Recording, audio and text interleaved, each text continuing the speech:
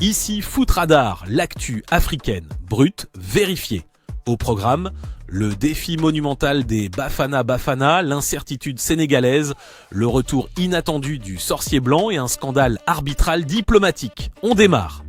Direction l'Estadio Azteca, les Bafana Bafana plongent la tête la première dans le grand bain mondial. Ce jeudi 11 juin 2026, l'Afrique du Sud affronte le Mexique pour le match d'ouverture officiel.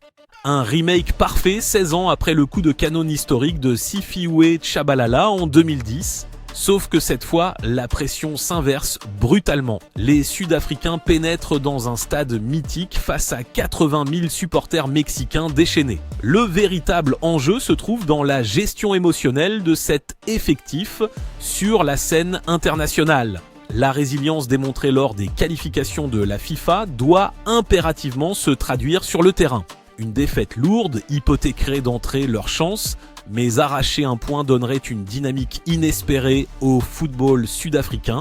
Le staff a axé sa préparation sur un bloc compact pour frustrer l'attaque locale. L'expérience internationale de cette génération, jugée relativement limitée, peut-elle tenir le choc physique et psychologique face aux pays co-organisateurs ?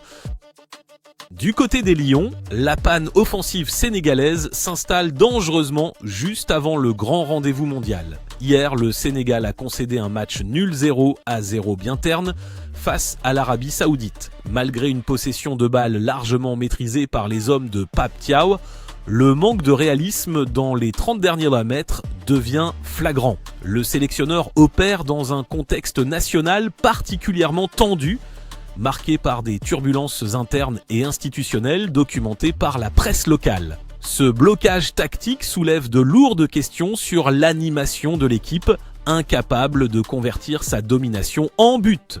L'urgence est absolue car le calendrier est implacable. Le choc contre l'équipe de France est programmé au 16 juin. Face à l'escouade tricolore, une telle stérilité exposera inévitablement le bloc sénégalais aux contre-attaques assassines de l'adversaire. Les Lions doivent régler la mire. Avec un tel déchet à la finition, le Sénégal peut-il vraiment espérer bousculer un poids lourd européen la semaine prochaine ? On bascule au Maroc, l'étau se resserre dangereusement autour du banc casablancais. Le Raja Casablanca vient de chuter lourdement 0-2 contre le Kawkab Marrakech. Ce nouveau revers bloque le club à une décevante 5e place au classement. Le technicien sud-africain Fadlou Davids fait face à une pression accrue de la part d'une direction exigeante et d'un public qui réclame l'excellence. Si aucun limogeage n'est officiellement acté ce matin, le besoin de résultats immédiats alourdit considérablement le climat autour de l'équipe. L'incompréhension grandit entre les choix tactiques du staff et les exigences immédiates de l'institution marocaine.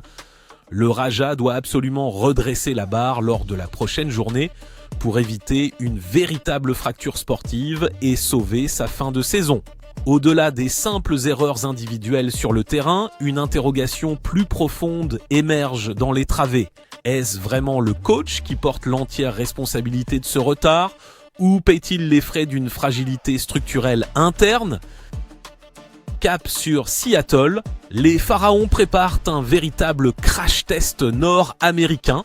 Ce 15 juin, l'Égypte entre en lice et se frotte au Diable Rouge de la Belgique. L'affrontement tactique s'annonce particulièrement intense sur la pelouse du Lumenfield.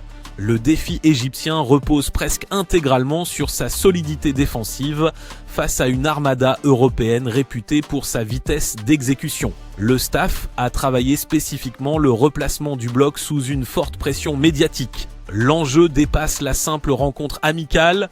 Réaliser une performance historique d'entrée de jeu validerait définitivement le statut de l'Égypte comme un prétendant sérieux à la qualification. Si le milieu de terrain parvient à imposer son tempo, un bon résultat est envisageable face aux Belges, mais le doute subsiste sur la constance physique sur 90 minutes pleines. L'Égypte possède-t-elle réellement les capacités athlétiques et la discipline de fer nécessaires pour annihiler le système des Diables Rouges ? Et un gros dossier, le sorcier blanc n'a visiblement aucune intention de raccrocher le sifflet. À 78 ans, Claude Leroy signe un retour tonitruant en prenant la tête de la sélection du Congo. La véritable surprise, officialisée hier, c'est la présence d'Omar Daf, nommé au poste d'adjoint direct. Ce pari assumé sur l'expérience absolue divise profondément l'opinion à Brazzaville.